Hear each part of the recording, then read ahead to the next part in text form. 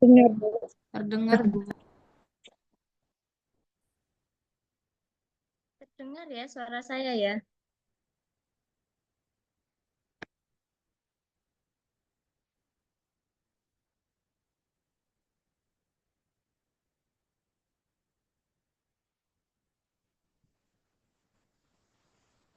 Terdengar enggak suara saya? Terdengar, Bu. Oke, oke. Sudah hadir semua? Sudah, Bu. Oke. Langsung aja ya kita mulai. Kemarin kita belajar tentang ini ya, status gizi, penilaian status gizi secara umum ya. Hari ini kita belajar tentang antropometri. Jadi antropometri ini nanti ada di pertemuan 2, 3, 4, dan 5. 6 kayaknya juga antropometri, tapi tentang alat. Jadi mungkin nanti kalau nggak ada kuliah lagi kan, Enggak ada. nggak ada kuliah lagi kan, nanti kalau cukup waktunya saya selesaikan sampai pertemuan 5 tentang antropometri semuanya.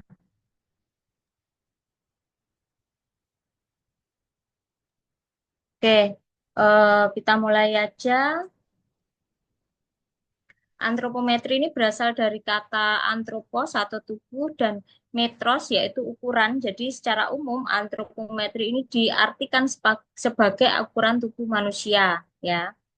Eh, Menurut Sanjaya tahun 2009, antropometri ini adalah ilmu yang mempelajari eh, berbagai ukuran tubuh manusia. Ukuran yang digunakan apa parameternya? Ada umur, berat badan, tinggi badan, lingkar kepala, lingkar lengan atas, kemudian lingkar pinggul, lingkar pinggang, lapisan lemak bawah kulit. Nah,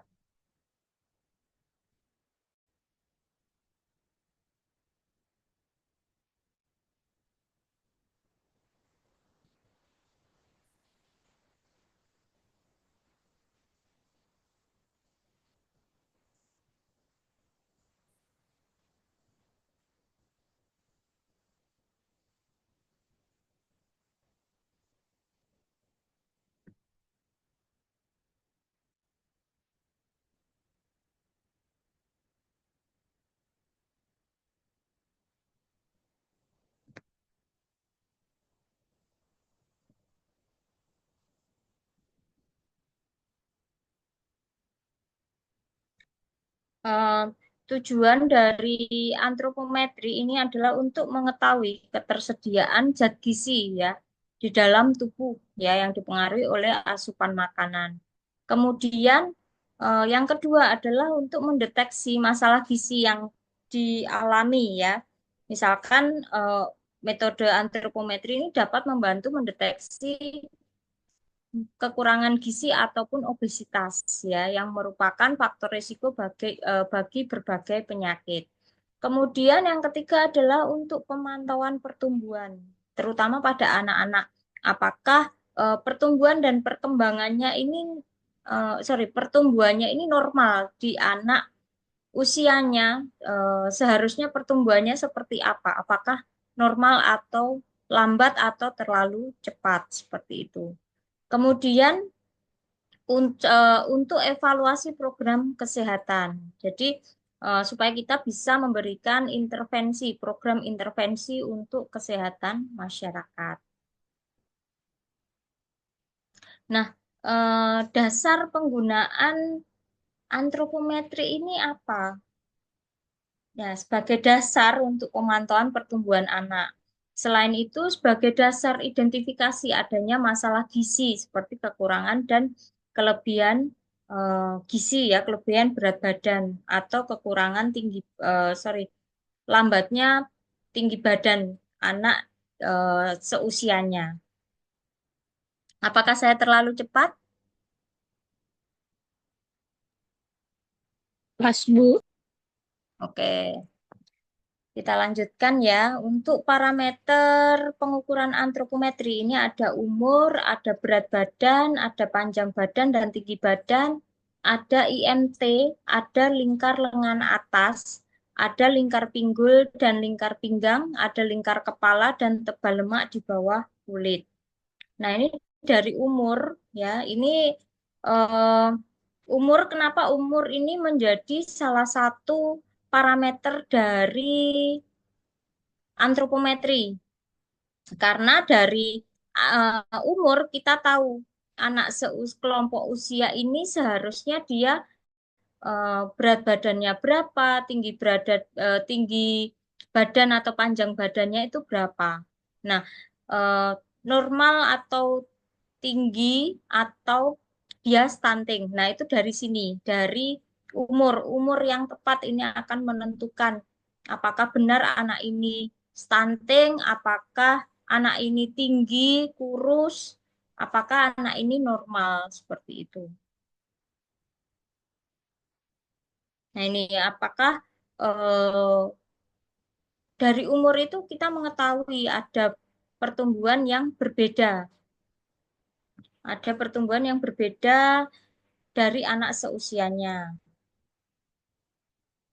Nah, gimana sih kita biasanya kalau kita tanya ke posyandu ya, pas posyandu itu biasanya tanya eh, orangnya pasti bilang 3,5 tahun, dua 2 tahun lebih 2 bulan. Tetapi itu hanya dihitung bulannya. Tetapi kita seharusnya kalau menghitung sendiri harus ada tanggal lahir dan saat kita wawancara saat ini, ya. Misalkan nih, jadi rumusnya tanggal ditimbang, misalkan hari ini kita ada penimbangan. Nah, ini dikurangi tanggal lahirnya. Oke, untuk materi memang belum saya share ya, karena saya belum selesai membuat apa materi karena banyak sekali ya. Jadi saya jelaskan dulu dari sumbernya untuk PPT-nya nanti menyusul ya. Saya berikan yang pertemuan 1 juga belum ya, pertemuan 2 juga, pertemuan 2 sampai 5 juga belum. Nah, ini nanti saya susulkan ya. Nah, dari usia nih sebentar. Kalau untuk umur ini saya share screen sekilas ya.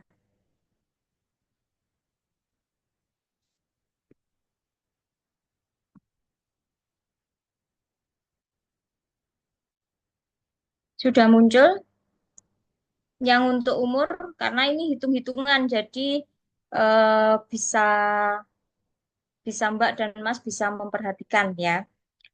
Jadi misalkan nih kita menimbang tanggal 30 bulan 7 tahun 2013 ya.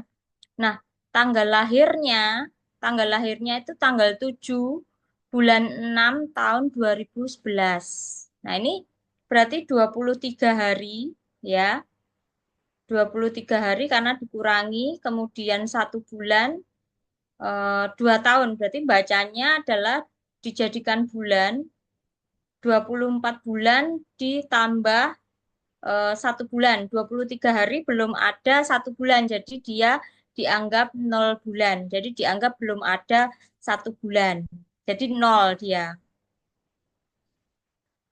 Jadi ketika dia lebih dari jika selisih tanggal negatif dikurangi 1 bulan. Ya, berarti misalkan ini 23, ini kan minus ya. Artinya dia dikurangi 1 bulan. Jadi 24 bulan bacanya dari belakang, 24 bulan dikurangi 1 bulan, dan harinya ini jadi 0 bulan. Karena dia belum ada 1 bulan. Paham ya sampai sini ya? Artinya anak ini usianya adalah 25 bulan. Paham enggak sampai sini? Bingung apa paham? Paham, Bu. Paham, Bu. Oke, paham ya. Oke, ini yang gampang ya. Nah, ini yang tanggalnya dan bulannya ini kurang. Jadi minus ya artinya. Jadi tanggal apa namanya? Tanggal ditimbang tanggal 20 bulan 7 tahun 2013 ya. Terus eh, tanggal lahirnya ada 27 bulan 8 tahun 2011. Artinya dia kurang dari dia 20 dikurangi 7 dikurangi 27. Jadi nguranginya dibalik ya untuk tanggalnya. Jadi dia minus 7 hari ya sama minus 1 bulan, tetapi dia 2 tahun karena 2013 dikurangi 2011 ini ada 24 bulan. Sehingga menghitungnya bagaimana? 24 bulan dikurangi 1 bulan, dikurangi lagi 1 bulan. Artinya dia masih 22 bulan. Oke, sampai sini paham enggak?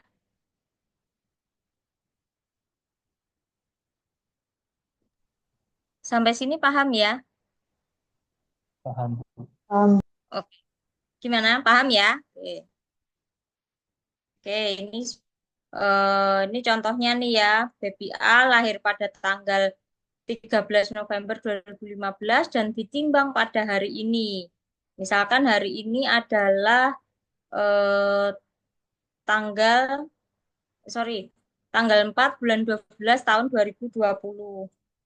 Berapa usia balita tersebut? Artinya dia sudah 5 tahun, 1 bulan, dan minus 9 hari. Nah, 60 tambah 1 dikurangi 1 bulan, dikurangi 1 bulan. Sama dengan 60 bulan. Oke, paham ya sampai sini ya? Ya, Bu. Oke, oke, kita lanjutkan. Nah, usia sudah jelas. Jadi ketika kita apa mau melihat berat usia anak, sebaiknya kita menghitung sendiri. Jadi kita harus tahu tanggal lahir pastinya itu tanggal berapa. Jadi ketika beliaunya bilang 2 tahun 2 tahun setengah. Nah, 2 tahun setengah ini kita bisa menghitung benar-benar 2 tahun setengah atau masih kurang atau bahkan lebih seperti itu. Karena itu nanti akan menentukan apakah anak ini wasting, apakah anak ini stunting. Ini sesuai usianya nanti ada patokannya seperti itu. Oke. Kemudian eh, berat badan ya. Berat badan ini merupakan eh, parameter antropometri pilihan utama ya. Kenapa kok berat badan? Karena berat badan ini sangat sensitif ya. Dia sangat sensitif terhadap perubahan-perubahan kecil pada seseorang, apalagi anak-anak. Sakit sedikit dia pasti akan susut berat badannya ya. Nah, sehingga eh, apa namanya berat badan ini menjadi pilihan utama ya untuk melihat untuk memberi sebagai gambaran ya status gizi anak itu atau seseorang saat ini ya karena dia 1 bulan depan bulan kemarin dia bisa naik, bulan ini dia bisa langsung turun ketika dia nggak mau makan, dia sakit, itu dia langsung turun seperti itu. Jadi eh, berat badan ini masih sebagai pilihan utama. Nah, bagaimana mengukur berat badan supaya hasilnya itu maksimal? Ya, pakaiannya harus setipis mungkin, harus seminim mungkin. Kaos kaki dilepas, sepatu dilepas, tidak boleh istilahnya ngesai ya, ngesai tahu nggak ngesai? Eh, ngantongi, ngantongi, misalkan ngantongi pisang goreng di sakunya itu nggak boleh. Jadi harus benar-benar dilepas ya, di eh, minim, minim bajunya minim. Kalau bisa yang kainnya itu nggak terlalu tebal. Nah, ini karena ini akan mempengaruhi hasil dari berat badan tersebut. Kemudian dia tidak boleh menunduk, ya. Dia kepalanya tidak boleh menunduk karena itu akan semakin membuat berat badan itu semakin berat, ya. Jadi harus lurus ke depan seperti itu. Kemudian eh, yang kedua, sorry, yang ketiga setelah berat badan ini ada, ini saya jelaskan sekilas ya, Mas dan Mbak ya. Nanti akan saya berikan PPT yang lebih lengkap tentang bagaimana apa namanya penggunaannya, bagaimana cara mengukur berat badan, tinggi badan yang tepat seperti itu. Oke, kemudian selanjutnya adalah panjang badan atau tinggi badan. Kenapa ada panjang badan? Kenapa ada tinggi badan? Nah, panjang badan ini biasanya digunakan untuk anak yang belum bisa berdiri atau masih bayi atau dia belum bisa berdiri, ya masih masih apa merangkak. Nah, itu menggunakan berat badan. Sorry, panjang badan ya. Nah, panjang badan ini juga ada alatnya. Jadi anaknya ditidurkan, ada caranya harus lurus semuanya, kakinya tidak boleh ada yang nekuk dan lain sebagainya karena ini akan mempengaruhi. Nah, tinggi badan, kalau tinggi badan ini untuk anak yang sudah bisa berdiri ya. Karena dia mengukur tinggi badan itu harus dengan posisi tegak ya. Anaknya harus bisa berdiri tegak, mepet ke tempat eh, ke tembok ya, kemudian baru diukur. Nah, kenapa panjang badan atau tinggi badan ini digunakan juga sebagai eh, apa namanya patokan parameter dalam antropometri. Karena panjang badan atau tinggi badan ini istilahnya dia menggambarkan status gizi seseorang atau eh, anak di masa lampau. Jadi tinggi badan ini anak yang stunting dia pasti kekurangan gizi eh, di masa-masa lampau yang sudah agak lama. Jadi kekurangan gizi, sering sakit dan lain sebagainya, akhirnya dia stunting, ya. Nah, panjang badan atau tinggi badan ini tidak bisa dia langsung, ya, tidak bisa dia langsung. Oh, anak ini bulan kemarin tinggi badannya misalkan 130. Saat ini, bulan ini dia sakit, dia nggak mau makan, nggak mungkin tinggi badannya itu akan berkurang jadi 128 atau 129. Bahkan 129,5 aja dia nggak mungkin. Ya, kalaupun ada pengurangan, artinya yang harus dicek kembali, artinya pengukurannya di bulan kemarin pasti ada kesalahan seperti itu. Nah, yang ada dia ada peningkatan tinggi badan, bukan pengurangan. Nah, ini menunjukkan eh, apa namanya status gizi seseorang di masa lampau, di masa lalu. Jadi dalam jangka panjang, ini akan mempengaruhi status gizi. Nah, ini juga nanti akan dikaitkan dengan umur. Oh, berapa sih panjang badan atau tinggi badan yang normal pada anak seusianya? Seperti itu. Kemudian ada lagi ini lingkar kepala ya. Nah, lingkar kepala ini eh, digunakan untuk melihat apakah anak tersebut mengalami hidrosefalus atau mikrosefalus ya. Normal nggak perkembangan eh, ukuran otaknya ya. Nah, anak-anak ukuran otak ini akan meningkat secara cepat pada tahun pertama ya. Kemudian ukuran kepala ini sangat bervariasi, bergantung pada keadaan gizi seseorang, keturunan, dan suku bangsa. Nah, anak ini, lingkar kepala ini menggunakan pita lingkar kepala, jadi meteran tapi untuk lingkar kepala seperti itu. Nah, ini juga nanti jadi patokan, ya, jadi patokan, jadi indeks, ya, indeks pengukuran antropometri juga. Kemudian lingkar lengan atas ya. Lingkar lengan atas ini merupakan salah satu indikator yang digunakan untuk menilai status gizi dengan cara mengukur lingkar lengan atas. Ini biasanya untuk menentukan status gizi dari ibu ya, dia menderita KEK atau tidak.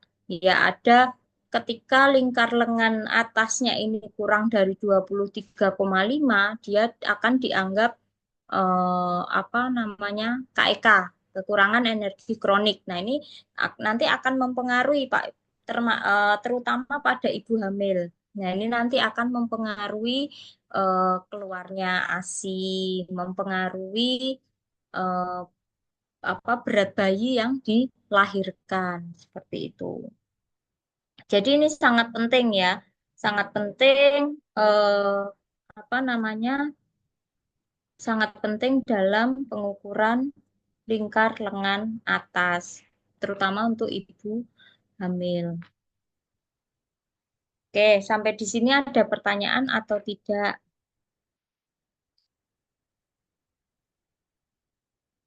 Sampai di sini ada pertanyaan? Belum, Bu. Oke, Belum. Belum, Bu. saya lanjutkan dulu ke klasifikasi. Ke klasifikasi eh, berat badan menurut umur ya, indeks ya, indeks berat badan menurut umur dan panjang badan menurut umur atau tinggi badan menurut umur ya. Kemudian berat badan menurut panjang badan, berat badan menurut tinggi badan, IMT menurut umur. eh, nah itu, IMT menurut umur. Nah, ini ada kategori dan klasifikasinya. Nanti minggu depan kita akan belajar tentang perhitungan Z-score secara manual ya. Kalau sekarang sudah banyak aplikasinya. Aplikasi perhitungan Z-score. Apakah anak ini mengalami stunting, apakah anak ini mengalami wasting, ataukah gizi buruk. Tetapi sebagai tenaga kesehatan masyarakat kita harus bisa semuanya ya. Kita harus tahu bagaimana menghitung Z-score. Nah, ini ada kategori nih menurut berat badan menurut umur, ini ada gizi buruk, Z-score-nya nanti kurang dari -3 standar deviasi ya. Nanti ini yang akan kita pelajari ya. Kemudian gizi kurang, ada gizi baik kategorinya, ada gizi lebih. Tapi panjang badan menurut umur atau tinggi badan menurut umur ini ada sangat pendek, pendek, normal, dan tinggi. Untuk berat badan menurut panjang badan atau BB per PB atau berat badan menurut tinggi badan atau BB per TB, ini ada kategorinya sangat kurus, kurus, normal, dan gemuk ya.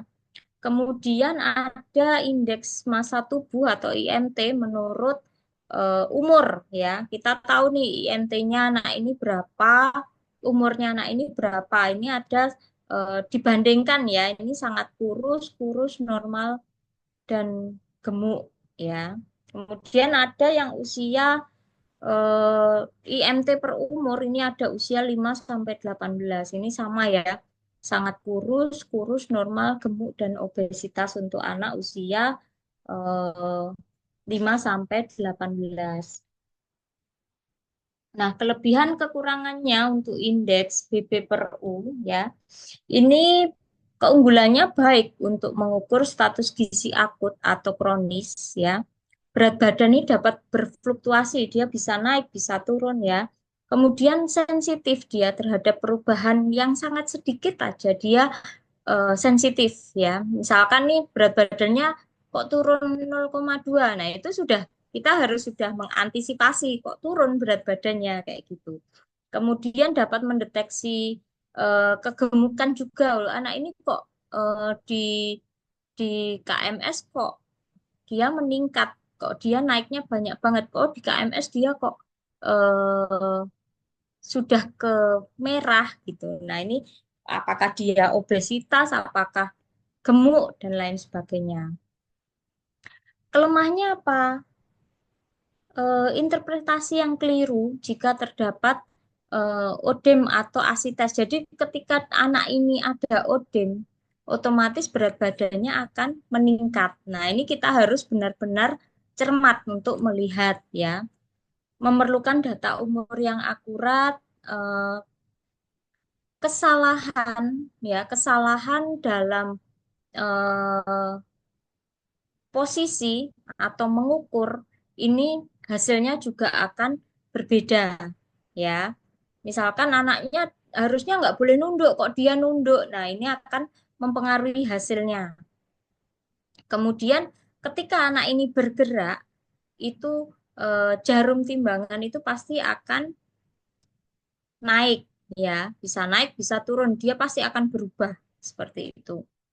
Nah, eh, jadi harus benar-benar cermat ya, harus benar-benar anak ini bisa diam dengan posisi yang tepat untuk mendapatkan hasil yang tepat ya.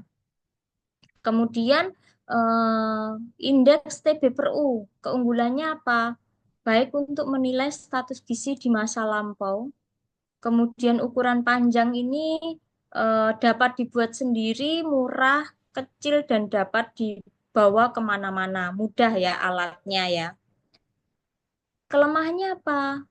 Tinggi badan ini nggak bisa langsung eh, naik, apa namanya, langsung naik banyak gitu nggak bisa ya. Kemudian pengukurannya harus dilakukan oleh dua orang. Kenapa? Yang satu harus membenarkan posisi anaknya, yang satu harus melihat dia ukurannya ada berapa. Jadi nggak bisa dilakukan satu orang karena anak ini kakinya nekuk sebelah aja, nggak tegak dua-duanya, nggak mepet. Ini akan berbeda hasilnya seperti itu. Kemudian eh, anaknya apa menunduk aja itu hasilnya akan berbeda. Nah, ketepatan umur ini sama ya. Ketepatan umur ini eh, akan mempengaruhi juga ya. Dia eh, apa kalau di daerah-daerah terpencil yang dia tidak ada apa namanya umurnya kadang nggak hafal ya. Ini akan dapat mempengaruhi hasil interpretasi ya, hasil klasifikasi dari indeks tersebut seperti itu. Kemudian BB per TB. BB per TB ini keunggulannya apa? Tidak memerlukan data umur ya. Dia dapat membedakan proporsi tubuh gemuk, normal, dan kurus. Tetapi pengukuran berat badan dan tinggi badan harus tepat ya. Ini untuk kelemahannya tidak dapat memberikan gambaran apakah anak tersebut pendek ya. Membutuhkan dua macam alat ukur ya, pengukuran relatif lama dan membutuhkan dua orang untuk melakukannya. Sering terjadi kesalahan dalam pembacaan hasil pengukuran seperti itu. Oke, sampai di sini ada pertanyaan.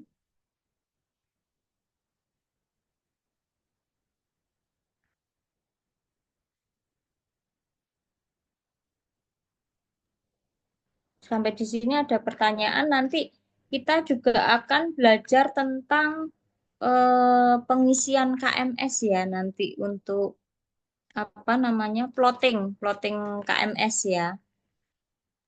Karena nanti di semester akhir ini Mas dan Mbak kan harus ada nanti ada gizi masyarakat lanjutan. Nah, ini akan ada pengukuran tinggi badan, berat badan, plotting KMS seperti itu.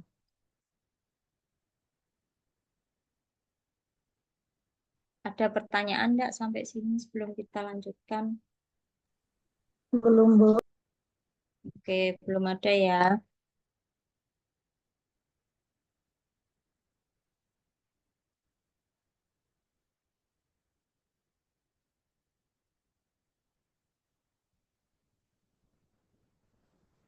Oke.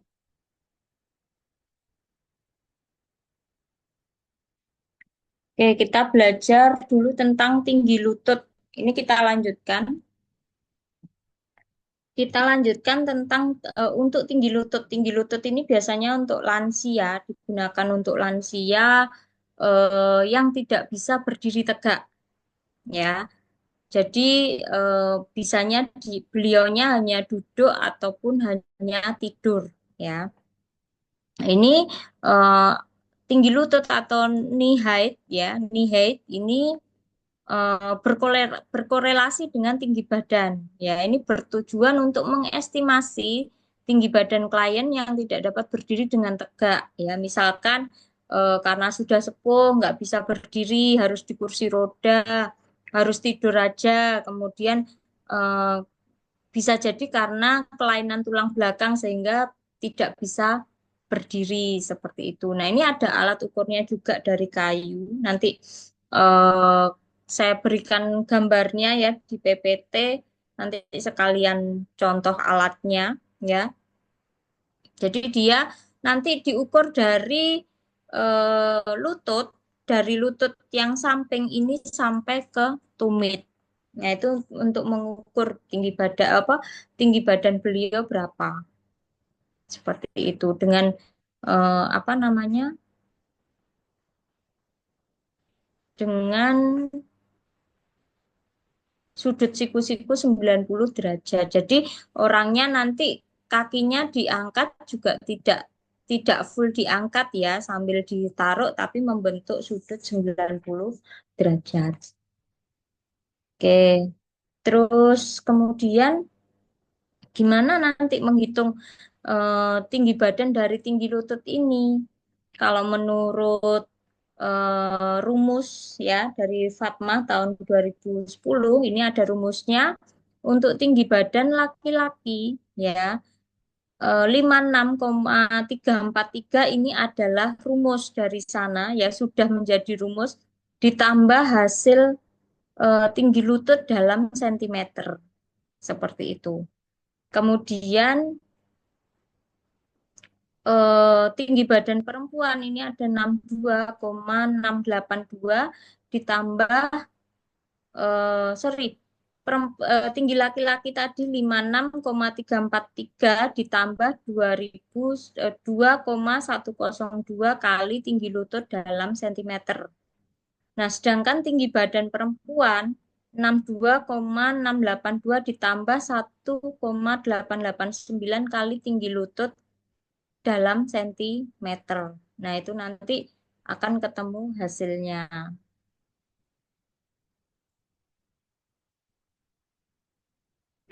Kalau memperkirakan tinggi badan dan dari tinggi lutut menurut Gibson tahun 2005, ini untuk laki-laki 2,08 kali tinggi lutut dalam sentimeter ditambah 59,01. Nah, perkiraan tinggi badan perempuan ada 1,91 kali tinggi lutut perempuan dalam sentimeter dikurangi 0,17 kali umur ya dalam tahun nanti ditambah 75,00. Ada pertanyaan sampai sini?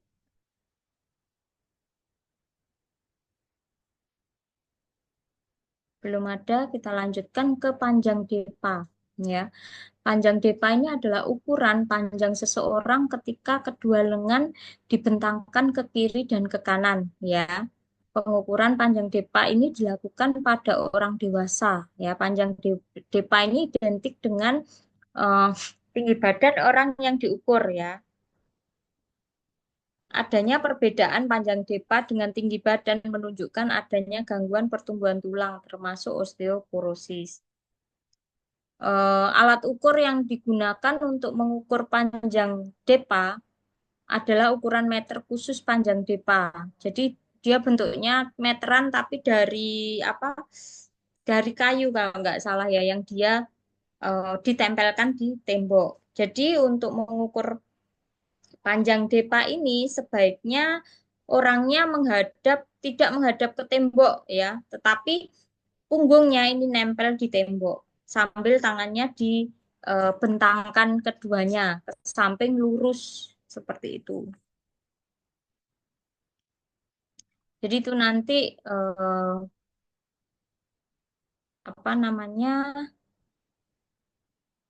ada panjang depa ya. Tapi itu orangnya harus berdiri tegak ya.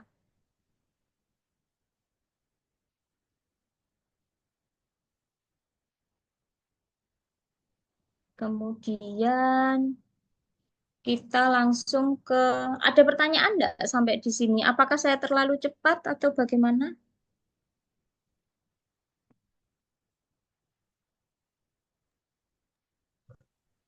Belum ada. Nggak ada Ibu. Bu. Oke, sudah ini ya masih bisa diterima ya. Kalau saya terlalu cepat, bilang ya, Mas dan Mbak ya.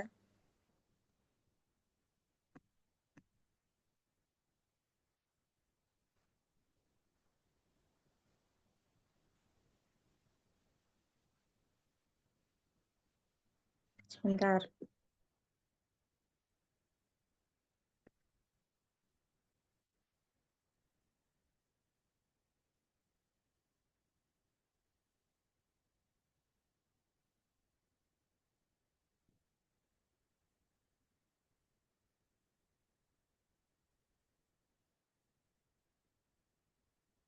Oke, kita lanjut ke tebal lemak di bawah kulit ya. Alatnya apa? Alatnya ini adalah skin fold caliper. Nah, nanti ini juga akan dipraktekkan oleh Mas dan Mbak pada saat apa namanya gizi masyarakat lanjutan ya. Nah, eh, skin fold caliper ini adalah alat yang digunakan untuk mengukur lemak tubuh, yaitu dengan cara mengukur tebal lemak di bawah kulit pada beberapa bagian tubuh tertentu ya. Diketahui bahwa 50% lemak tubuh ini terdapat di bawah kulit subkutan ya. Sehingga dengan mengukur jumlah lemak yang terdapat di bawah kulit ini dapat diperkirakan jumlah atau persen lemak tubuh seseorang. Nah, ini pengukuran menggunakan skin fold caliper ini dilakukan pada 4 lokasi, pada 4 titik, yaitu tricep atau bagian tengah belakang lengan, ya. Jadi bagian tengah belakang lengan, kemudian bicep, bagian tengah depan lengan. Jadi kebalikannya ya, bicep dan tricep ini kebalikannya. Kemudian subscapular ini bagian belakang bawah ujung tulang belikat ya dan suprailiaka atau bagian kiri atau kanan pinggang. Nah, ini juga ada caranya. Jadi harus dicubit sedikit. Ini yang susah yang nggak punya lemak sama sekali ya. Dicubit sedikit ini agak susah ya. Jadi nanti diukur menggunakan dicubit sedikit, diukur menggunakan skin fold caliper. Nah, ini berapa nanti? Bicep berapa, kemudian tricepnya berapa, subscapularnya berapa, suprailiakanya berapa. Seperti itu. Nah, ini nanti ukurannya bagaimana? Ukurannya menggunakan milimeter ya.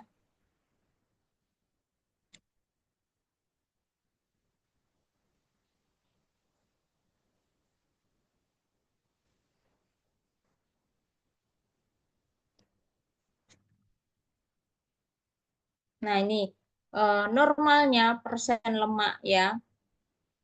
Usia 16 sampai 30 tahun ini usia sorry laki-laki ini 9 sampai 15%, sedangkan perempuan 14 sampai 21%. Nah, sedangkan 30 sampai 50 tahun ini laki-laki 11 sampai 17% dan perempuan 15 sampai 23%. Nah, di atas 50 tahun ini ada 12 sampai 19% dan perempuan 16 sampai 25%.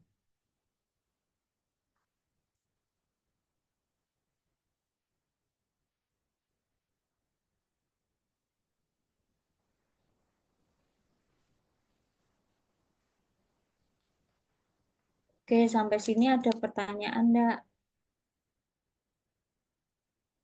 Nanti minggu depan kita akan belajar hitung-hitungan ya. Di pertemuan 6 nanti kita akan belajar hitung-hitungan. Gimana sih menghitung eh, Z-score, gimana kita menghitung tebal lemak di bawah kulit, seperti itu.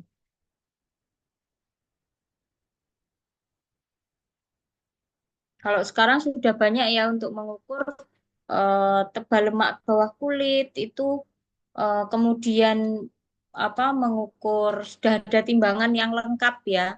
Ada tebal lemak, ada apa massa otot, ada IMT dan lain sebagainya.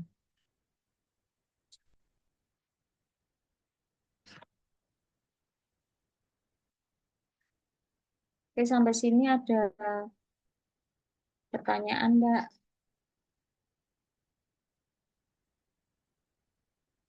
Karena eh, apa menghitung-menghitung ini nanti cukup butuh waktu yang banyak ya.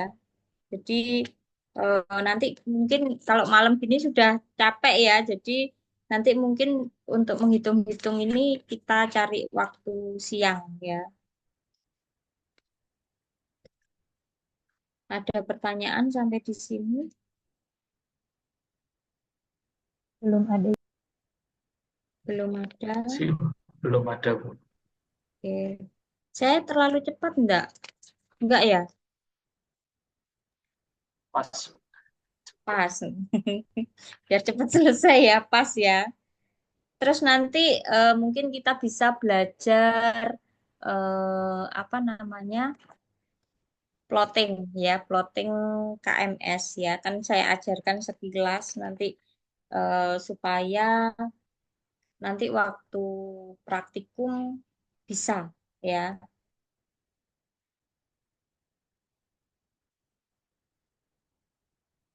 Dan kita juga akan belajar tentang presisi dan akurasi nanti untuk minggu depan.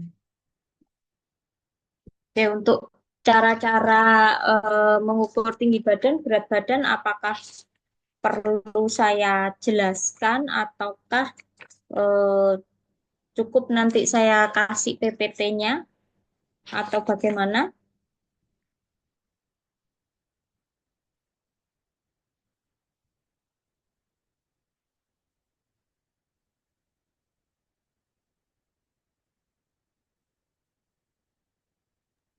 Di mana teman-teman yang lain?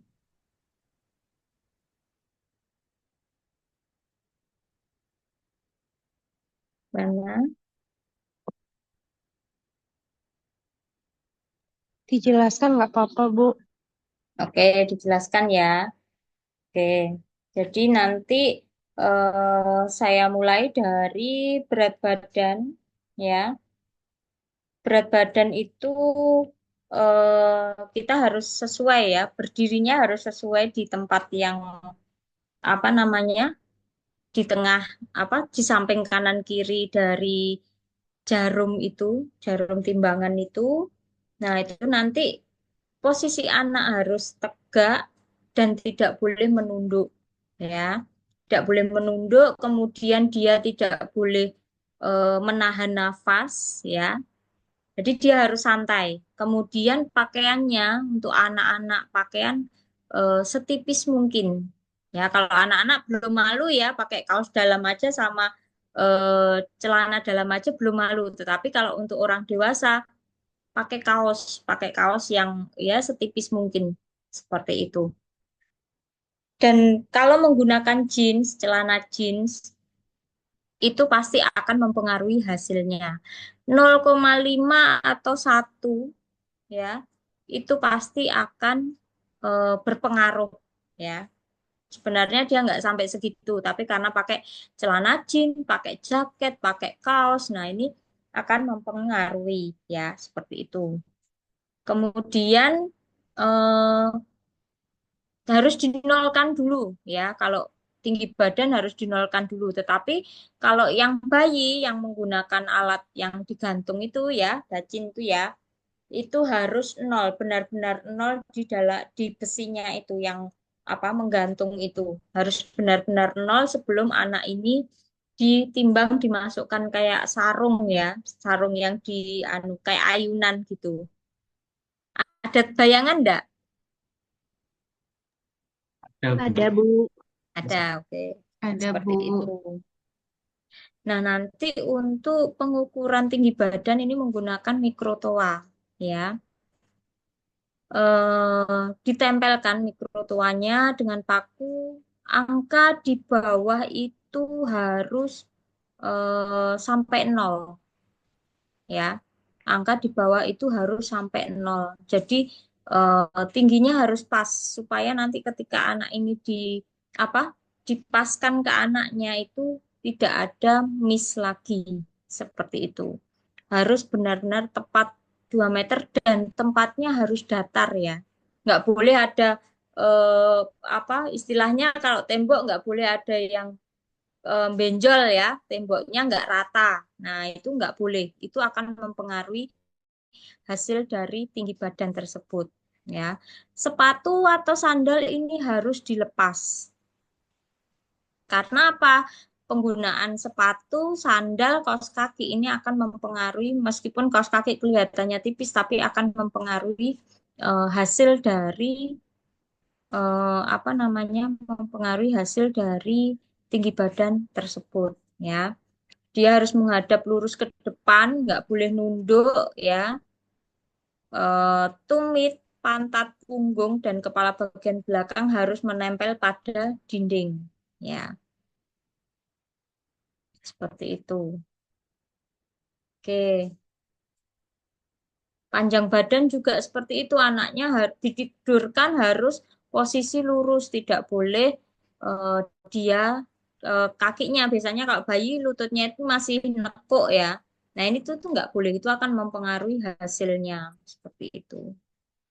Oke, kalau untuk lingkar kepala sudah pasti ya meterannya ditempelkan di kepala bagian dahi sampai ke belakang. Nah nanti dapatnya berapa?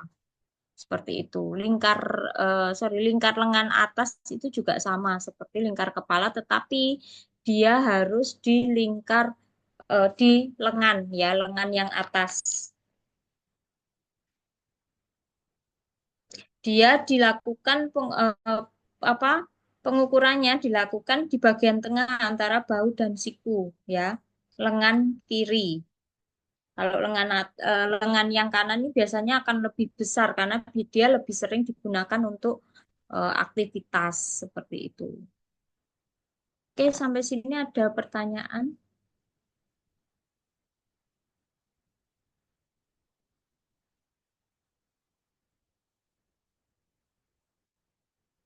Sampai sini ada pertanyaan. Masih belum ada. Dari saya masih belum Oke, ada. oke. Nanti untuk nanti saya minta tolong diingatkan ya untuk pengukuran apa namanya? Pengukuran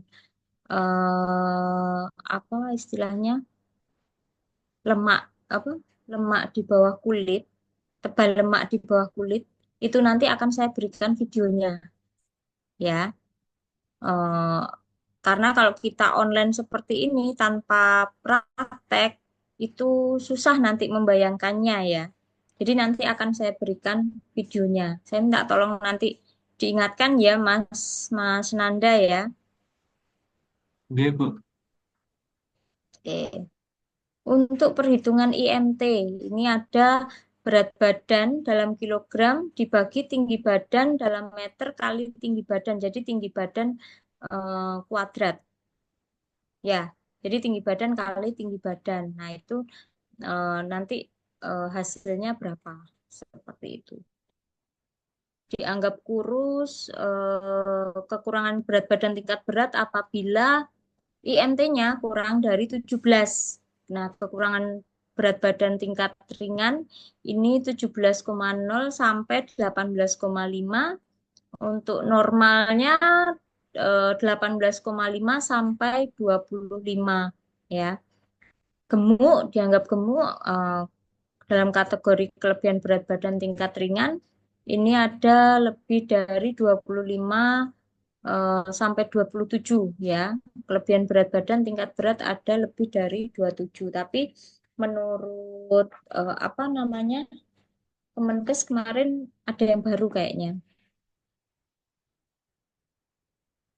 Ada yang baru kategorinya Ada obesitas kalau nggak salah, ada obesitas, ada overweight seperti itu. Oke, sampai sini ada pertanyaan atau tidak?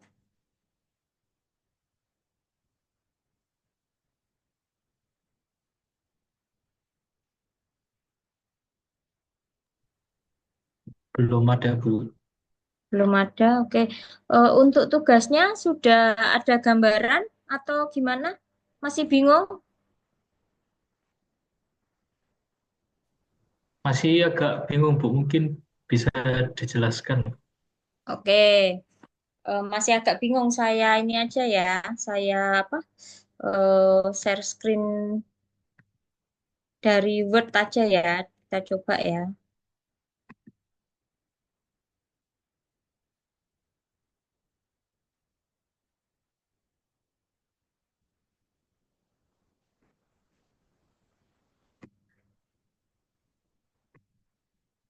Sudah terlihat Word-nya ya. Sudah, Bu. Misalkan ini penilaian status gizi secara antropometri. Nah, ini judulnya ya. Judulnya di cover. Di cover juga seperti ini ya. Nanti ada covernya sudah biasa, sudah pernah atau dapat tugas ya. Covernya sama, misalkan penilaian status gizi. Nah, ini nanti dalamnya di halaman pertama. ah, Definisi. B. Tujuan. C. Parameternya apa saja.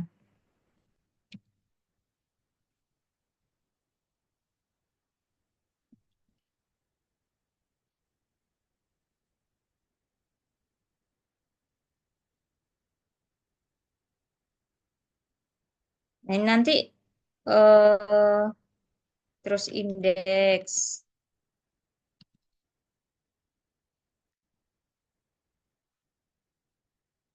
Nah, ini nanti parameternya apa saja. Misalkan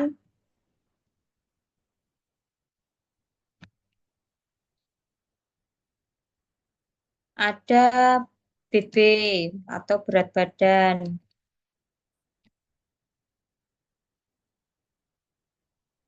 Terus C, ada TB atau tinggi badan atau panjang badan. Nah, ini berat badan ini nanti eh, apa namanya? Berat badan ini nanti dijelaskan kenapa kenapa berat badan. Berat badan ini apa? Bla bla bla. Terus dijelaskan kenapa berat badan ini digunakan untuk antropometri.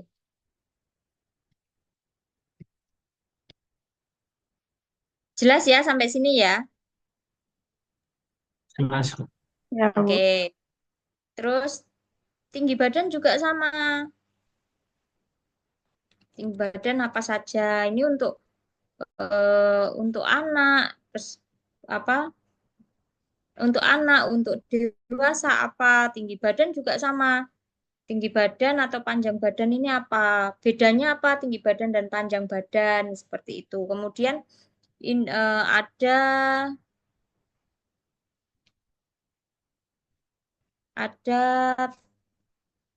apa namanya?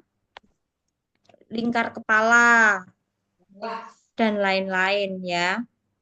Kemudian indeksnya apa?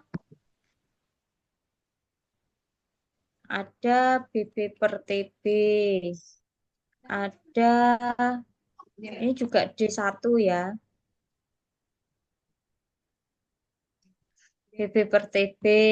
D2-nya BB per U.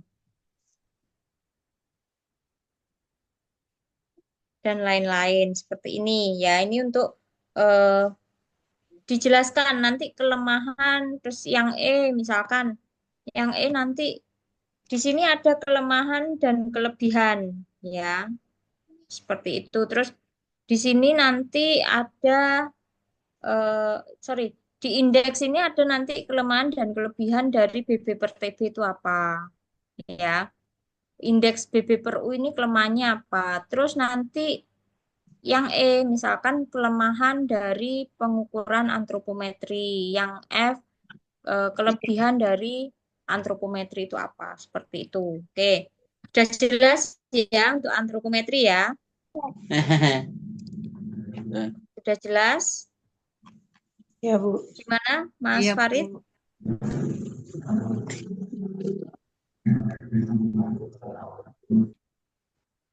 Oke, sekarang yang klinis sama. Tujuannya apa? Definisinya apa? Kemudian parameternya apa saja yang dilihat dari apa namanya? Yang dilihat dari penilaian status gizi secara klinis ini apa? Tanda dan gejalanya apa? Seperti itu. Sebentar.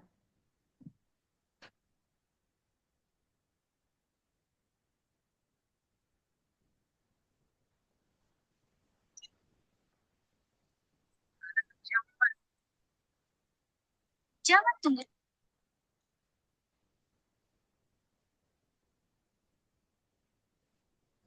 Apa tuh? Sapi, mau tuh, Bu?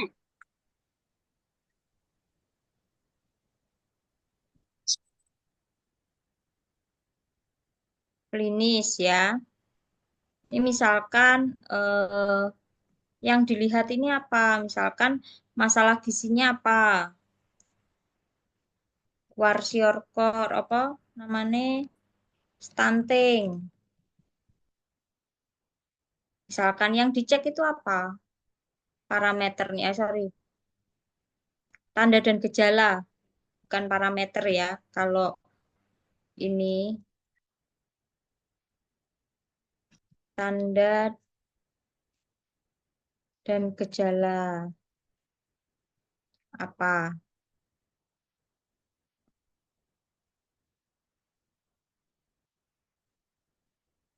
Sebentar.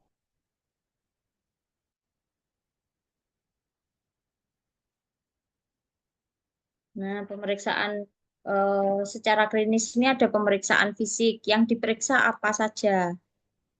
Pemeriksaannya apa saja?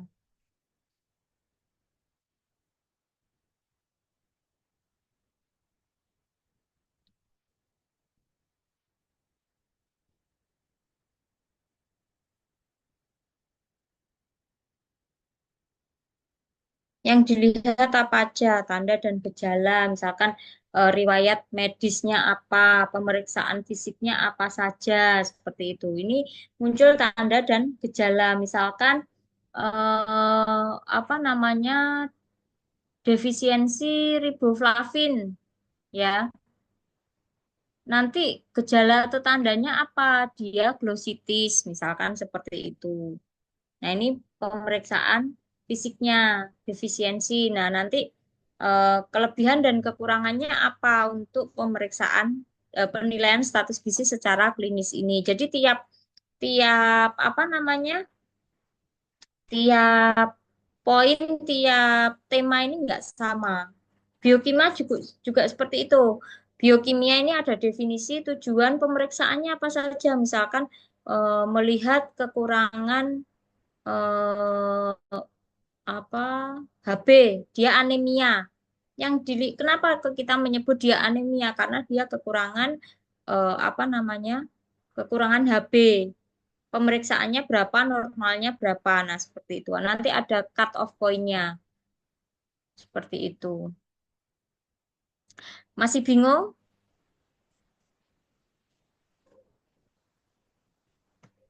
Masih bingung? Atau sudah ada gambaran?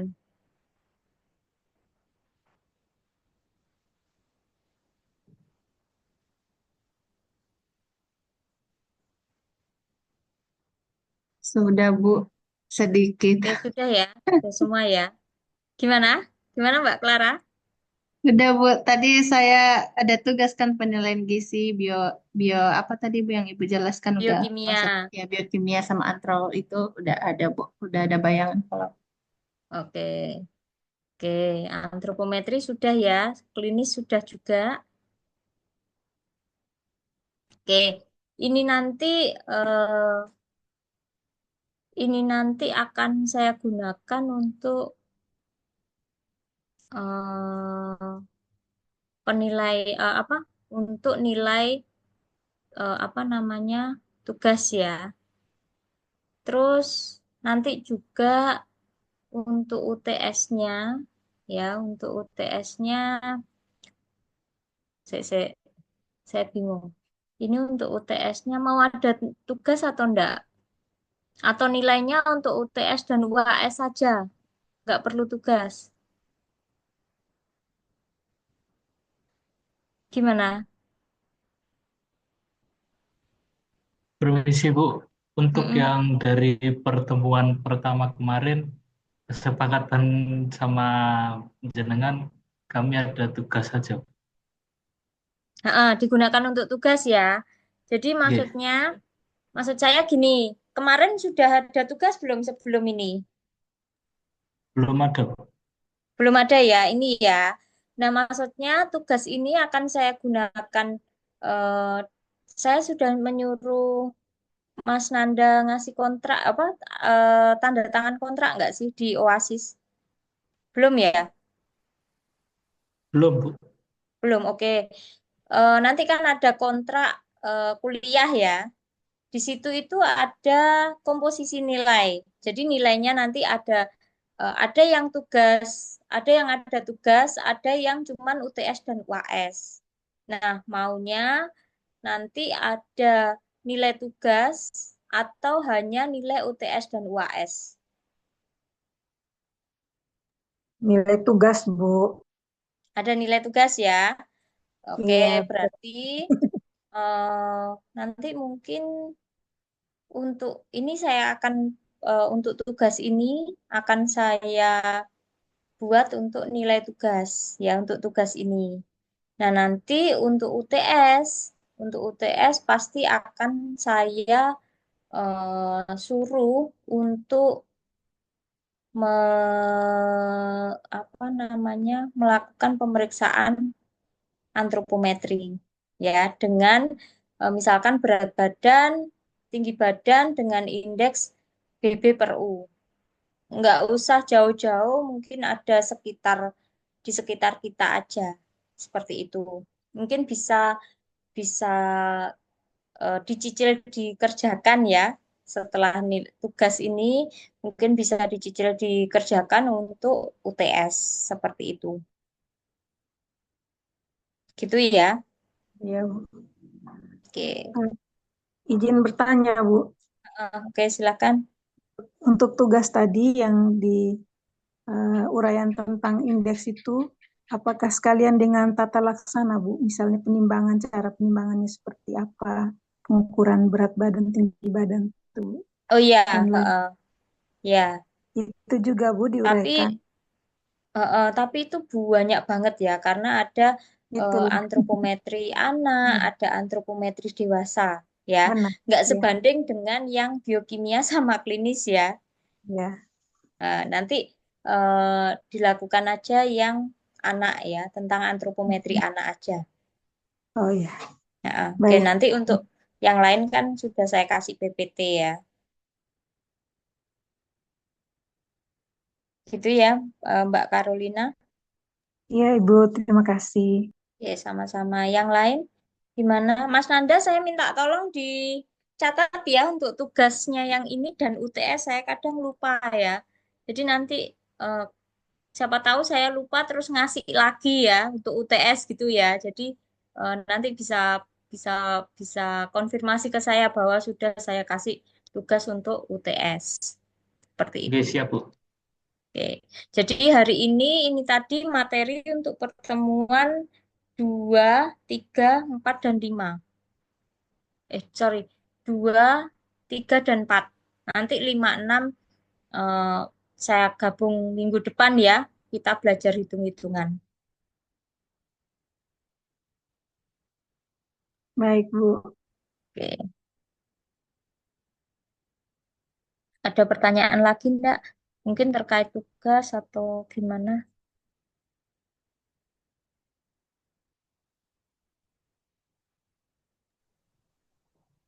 Permisi Bu, mau tanya untuk yang penugasan UTS itu Bu, kan kita Mm-mm. mengukur indeks BB per U ya. Itu Ya, maksudnya nggak ada ketentuan orangnya harus bagaimana, bebas kan Bu? bebas. Itu enaknya ke anak aja, Mas. Di sekitarnya, di sekitar Mbak dan Mas ini ada anak kecil kan? Sampai usia 5 tahun ada nggak? Ada yang nggak ada nggak?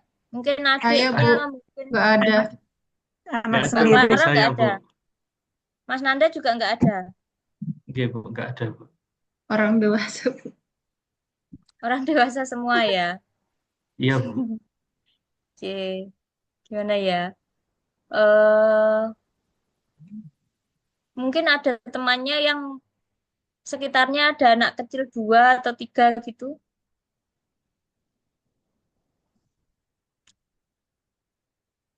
Karena BB per U, TB per U itu digunakan untuk anak kecil. Jadi hanya apa namanya atau IMT per U, IMT per U ini bisa yang remaja. Nanti akan saya beri ya cukup 1 anak. Nanti akan saya beri klasifikasinya. Misalkan untuk anak usia segini berapa. Nah, nanti akan saya ajarkan juga di waktu penghitungan jet score itu sekalian membaca. Misalkan anak ini usia 5 tahun, dia tinggi badan normalnya itu berapa? Seperti itu. Dianggap dia kurus itu berapa jet score-nya. Nah, itu nanti akan saya ajarkan minggu depan ya. Siap, Bu. Ya, Oke. Ada nggak yang misalkan sekitarnya ada yang usia apa namanya 1 bulan sampai 5 tahun, yang lebih dari 1? Ada, Bu. Anak teman saya aja nanti saya ambil, Bu. Oke, oke. Mas Nanda, Saya nggak gimana? ada Bu. Nggak ada. Teman-teman yang lain Iya nggak Bu. ada yang lebih? Anak kosan, tetangga Oh, anak kampung. kosan semua. Oke, anak sendiri. eh gimana? Mungkin yang nggak ada ya, yang nggak ada mungkin bisa eh apa namanya ambil di internet aja ya kali ya. Misalkan berat badan anak atau apa berat badan anak ini berapa, tinggi badan berapa, kemudian nanti apa Mas Nanda menghitung dengan indeks BB per BB per TB ini berapa. Tapi kan ini nanti saya ajarkan dulu ya. Iya Bu.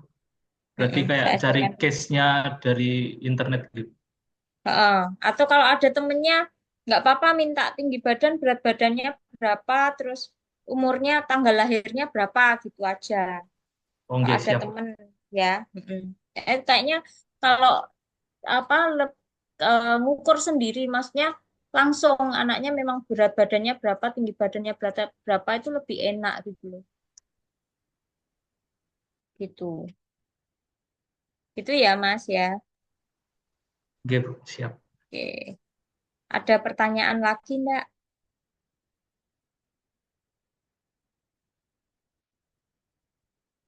Ada pertanyaan lagi?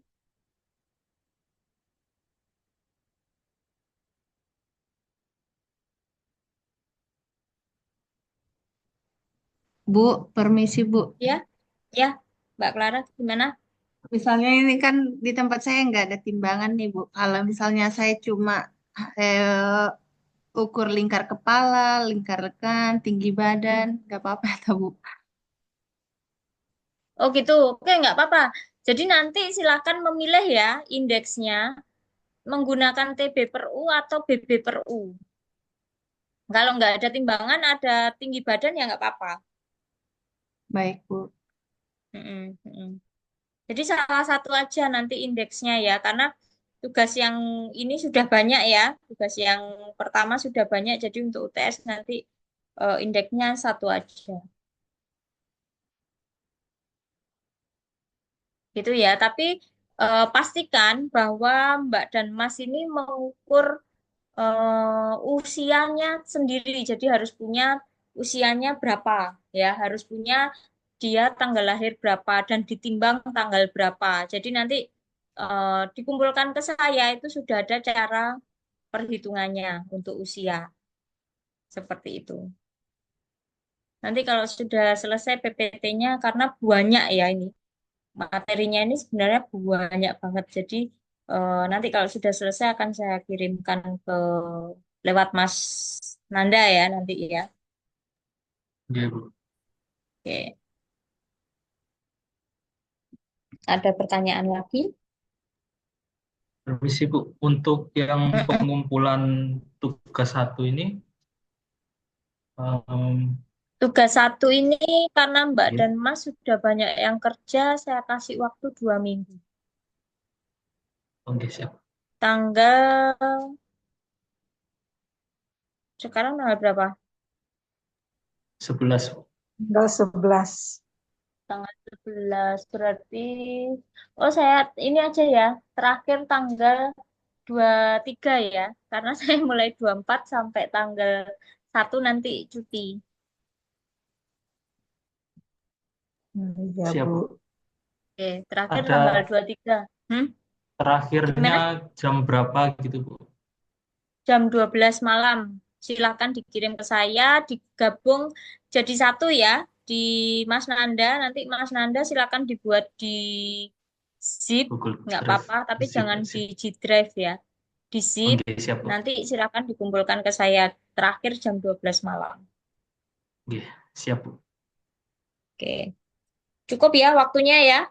Saya kira cukup itu. Iya, Bu, pas. Insya Allah cukup, Bu. Oke, oke nanti untuk UAS ada tugas sendiri ya. Oke, ada pertanyaan lagi enggak?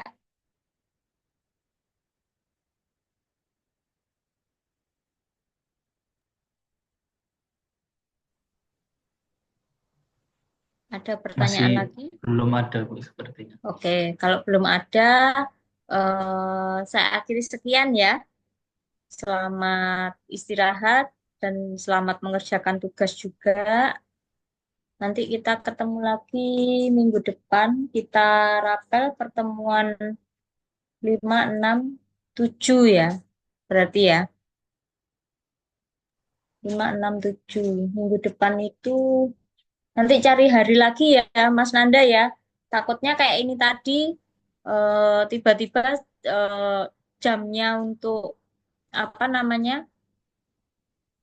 Jamnya pengambilan ijazah diperpanjang. Jadi karena dikasih jadwal jam 8 sampai jam 12 nggak ada yang datang, jadi diperpanjang gitu. Karena besok mulai besok sudah nggak bisa, bisa lagi baru minggu depan seperti itu.